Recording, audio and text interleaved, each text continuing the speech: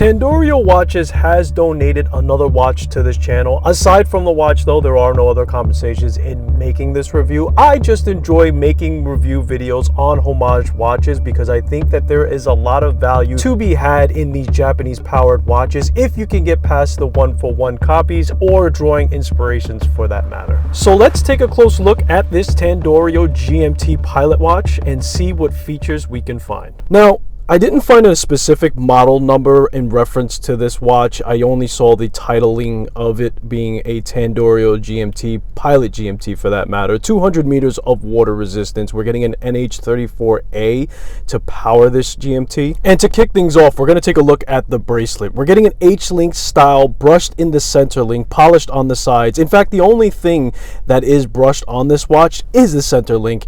And the rest of the watch has been polished to a degree that you can see yourself in the reflection. Female end links, friction fitted pin link system, butterfly button push deployment bracelet, no micro adjustments as far as that's concerned. Flipping her over, we are getting an exhibition style case back with a sapphire crystal for display, polished on the stainless steel on the end of it, engraved with all stainless, automatic movement, sapphire crystal, resistance of 200 meters and steel water. For keyless work function, we are getting a crown that is screwed down, sterile with no signature, and is polished on the top of it with a coined edge finishing. The case is 316L stainless steel, high polished entirely, drilled lugs with an even higher degree of polishing at the end, very nicely finished. We're getting a great degree of curvature in the lugs, which is nice because it is going to hug the wrist very nicely, and we also received drilled lugs to make for a hasteful strap change. Moving north to the bezel, we have a sandwich style look and again a mirror polishing at the chamfer and the sides profile of it. Protecting the dial, we have a very prominent double dome sapphire crystal. Just below that, dolphin style hour and minute hand with a sliver of lume on it. This is the only place where we find lume in the watch entirely, in fact. To pair with the two, we get this standard pointer style second hand reaching almost to the end of the dial, all of which is polished,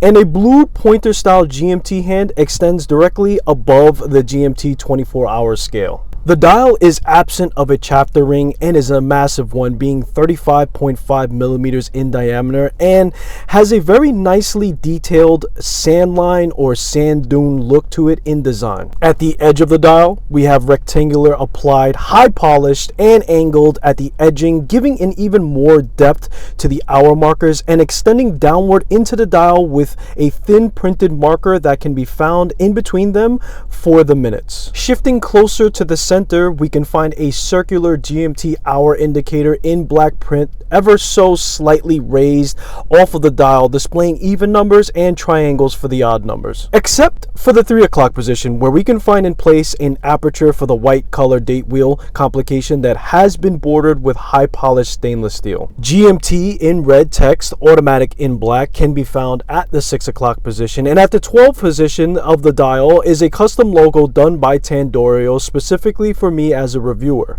Tandorio offers 2 versions to pick up from readily available for you, one with the standard Tandorio logo or a sterile absent logo option is also another way to go. Improvements to the watch. Going back to the bracelet, if you're gonna go with a butterfly clasp, you're going to have to offer different size links, especially if the bracelet doesn't have any micro adjustments, so it might not be comfortable to fit for everyone's wrist if you're somewhere in between the sizing needed for the circumference of it. It also kind of feels jangly and doesn't have that heft to it that you would feel on a higher quality bracelet, but that's to be expected with an affordable watch in general, and I'm not saying that the bracelet is terrible, it just could be better. I normally always preach to get the bracelet with your watch first, as it being a lot easier to source other straps other than the bracelet, but in this case, for those reasons, I recommend the leather strap option that they get with the watch, or you can source your own strap down the road. The crown is a little slippery and hard to grip at times. I recommend possibly doing a different finishing or making it slightly larger so it's easier for us to grip.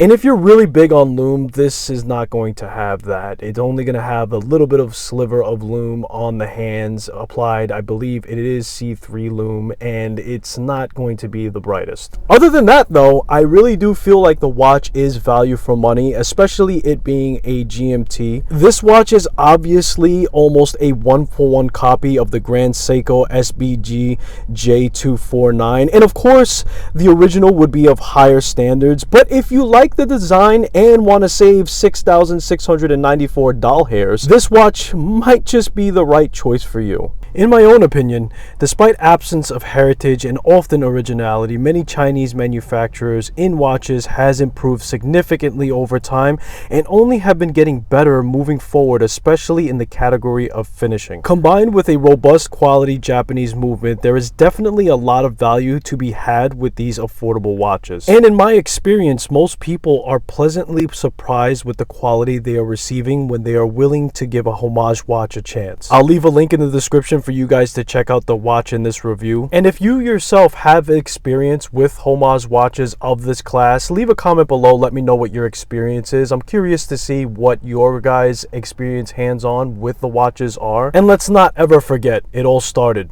with a watch. No matter where your watch collection journey takes you, no matter how you like to collect, you guys are all welcome on this channel and in this community, as you should be. I thank you guys for tuning into this review, and I'll see you in the next one.